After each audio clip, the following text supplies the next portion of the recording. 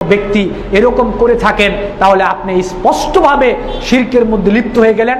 আপনাকে তওবা ইস্তেগফার করতে হবে। আর যদি আপনার আকীদার মধ্যেই বিশ্বাস থাকে যে পীর সাহেব আপনাকে দেওয়ার ক্ষমতা রাখে, আপনি ইসলাম থেকে বেরিয়ে যাবেন। হ্যাঁ, তবে হ্যাঁ, আপনি পীরের কাছে চাইতে পারেন। পীর কেন, যে কোনো মানুষের কাছে আপনি চাইতে পারেন, আমার কোনো আপত্তি নাই, ইসলামী শরীয়তের আপত্তি নাই। তবে 3টা শর্ত পূরণ করতে হবে। আপনি যার কাছে চাইবেন তাকে সামনাসামনি উপস্থিত থাকতে হবে, অথবা মোবাইলের মাধ্যমে আপনি তার কাছে চাইতে পারেন। 1 নাম্বার কন্ডিশন। 2 নাম্বার, আপনি যার কাছে চাইবেন তাকে জীবিত হতে হবে। আপনি যার কাছে চাইবেন তাকে জীবিত হতে হবে। 3 নাম্বার, আপনি তার কাছে যা চাইবেন তা দেওয়ার ক্ষমতা তার থাকতে হবে। আমি আবার বলছি, যার কাছে চাইবেন সামনাসামনি হতে হবে, অথবা মোবাইলের মাধ্যমে হতে পারে। যার কাছে চাইবেন তাকে জীবিত হতে হবে, এবং যা চাইবেন তা দেওয়ার ক্ষমতা তার থাকতে হবে। এই 3টা শর্ত যদি পাওয়া যায়, আপনি চাইতে পারেন, এটা শিরক হবে না। এটা শিরক হবে না, এটা আপনি চাইতে পারেন। এর বাহিরে শর্তের 3টা শর্তের বাহিরে যদি আপনি ওই কাজগুলো করেন, তাহলে শিরকে লিপ্ত হয়ে যাবে। এই যে শিরক কেন্দ্রিক, এই পীর কেন্দ্রিক এখন আমাদের মুসলিম সমাজের মধ্যে যে আকীদা গড়ে উঠেছে, প্রধানমন্ত্রীর কাছে যেতে হলে চেয়ারম্যান, এমপি, মন্ত্রী, মেম্বার, ওনাদেরকে ধরতে হয়। ওনাদেরকে ছাড়া যেমনি ভাবে প্রধানমন্ত্রীকে পাওয়া যাবে না, আল্লাহ সুবহানাহু ওয়া তাআলাকে পেতে হলে তেমনি ভাবে পীর ধরতে হবে। পীর ধরা যারা, আল্লাহ সুবহানাহু ওয়া তাআলাকে পাওয়া যাবে না। নাউযুবিল্লাহি মিন যালিক। এটা তাদের বক্তব্য। অথচ মানুষ, সহিহ বুখারী এবং মুসলিমে এসেছে, সমস্ত মানুষ যখন আদম আলাইহিস সালামের কাছে যাবে, আমাদের জন্য একটু শাফায়াত করেন। ইব্রাহিম আলাইহিস সালামের কাছে যাবে, মুসা আলাইহিস সালামের কাছে যাবে, নূহ আলাইহিস সালামের কাছে যাবে, ঈসা আলাইহিস সালামের কাছে যাবে। পৃথিবীর শ্রেষ্ঠ মানুষগুলো সেদিন শাফায়াত করার সাহস করবে না, আর আপনার পীর আপনার জন্য শাফায়াত করবে। এটা হয় ভাই কি করে? এটা কি করেই সম্ভব? এটা তো বুঝেই আসে না। সুতরাং আমি আগেই বলেছি, পীরদেরকে কেন্দ্র করে যা গঠিত হচ্ছে সব কিছু শিরক। এর থেকে দূরে থাকতে হবে। আকীদাকে এর থেকে সম্পূর্ণভাবে পরিষ্কার ক্লিয়ার করতে হবে। ইসলামে পীরদের কোনো স্থান নাই, পীরদের কোনো জায়গা নেই। এখন আপনার সাথে আমার কথা, এখন আপনি কি করবেন? আমার এক ওস্তাদকে একটা মাহফিলে প্রশ্ন করলো যে হুজুর, এখন পীররা বক্তব্য দিচ্ছে পীর ধরতে হবে, পীর না ধরলে জান্নাতে যাওয়া যাবে না, পীর ধরা নাকি ফরজ। তো হুজুর প্রশ্ন পেয়ে বলল, হ্যাঁ, পীর ধরা ফরজ, পীর ধরতে হবে। সামনে ছিল 2 শ্রেণীর মানুষ। এক শ্রেণীর মানুষ ছিল পীরদের বিপক্ষে, আরেক শ্রেণীর মানুষ ছিল পীরদের পক্ষে।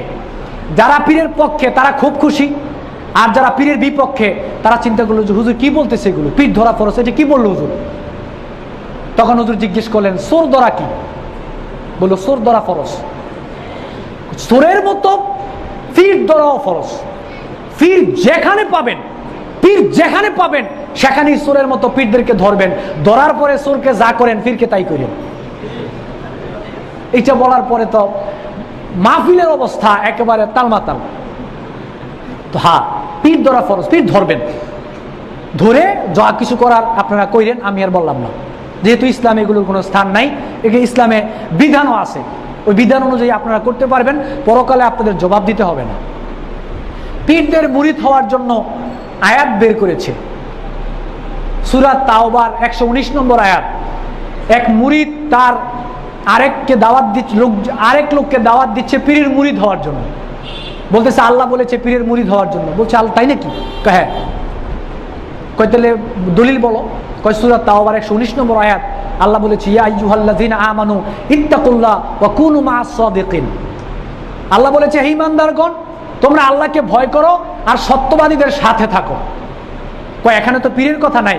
কয় না, এখানে সত্যবাদী বলতে আল্লাহ পীরদেরকে বুঝিয়েছেন। কয় না, এখানে তো ক্লিয়ার না। কয় এটা পীরদের দিকে ইঙ্গিত করা হয়েছে।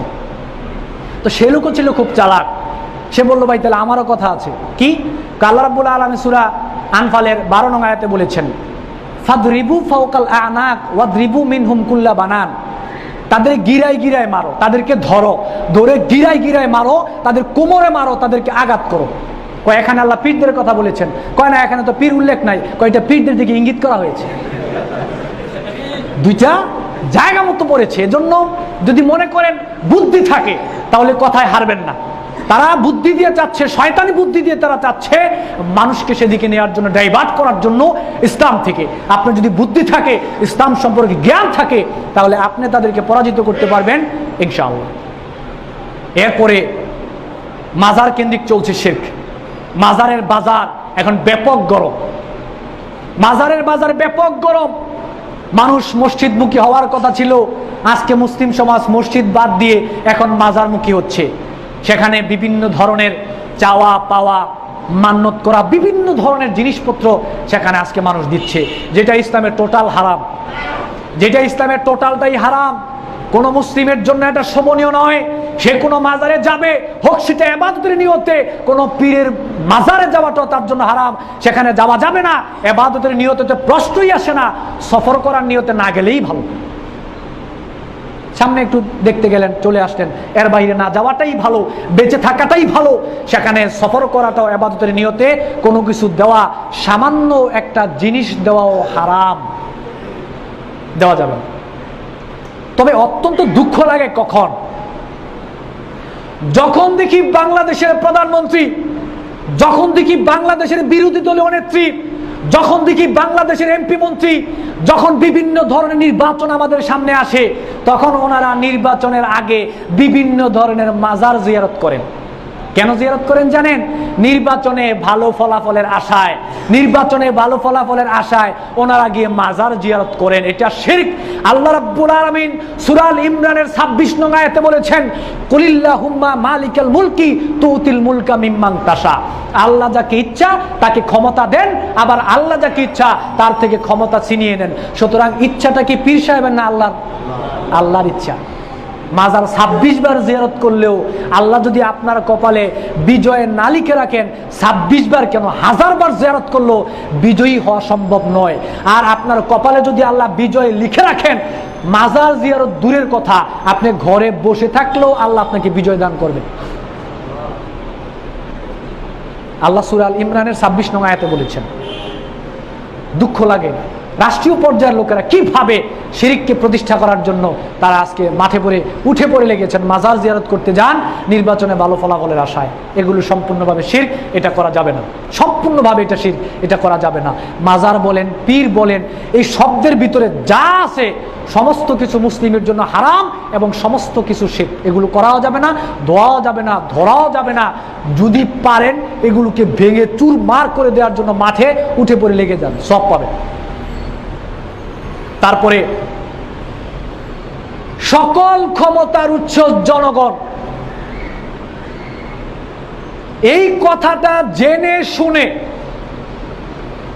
এই কথাটা জেনে শুনে যদি কোনো মুসলিম তার আকীদার মধ্যে ঢুকিয়ে নেয়, বিশ্বাস করে সকল ক্ষমতার উৎস জনগণ, যদি সে ঈমান আনে ঈমান চলে যাবে, যদি সে ঈমান আনে ঈমান চলে যাবে, তার ঈমান থাকবে না।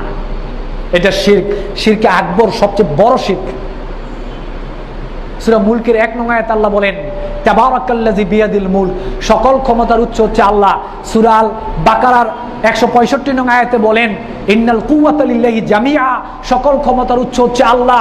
ইন্নাল্লাহা আলা কুল্লি শাইইন কাদির, ইন্নাল্লাহা আলা কুল্লি শাইইন কাদির, সকল ক্ষমতা আল্লাহর নিকট রয়েছে, তিনি সমস্ত কিছুর উপর একক ক্ষমতাবান। আর আপনি সেখানে বসাইলেন সকল ক্ষমতার উৎস জনগণ। এটা আপনার কলমটা চললো কিভাবে? লিখেন সময় লিখলেন কিভাবে?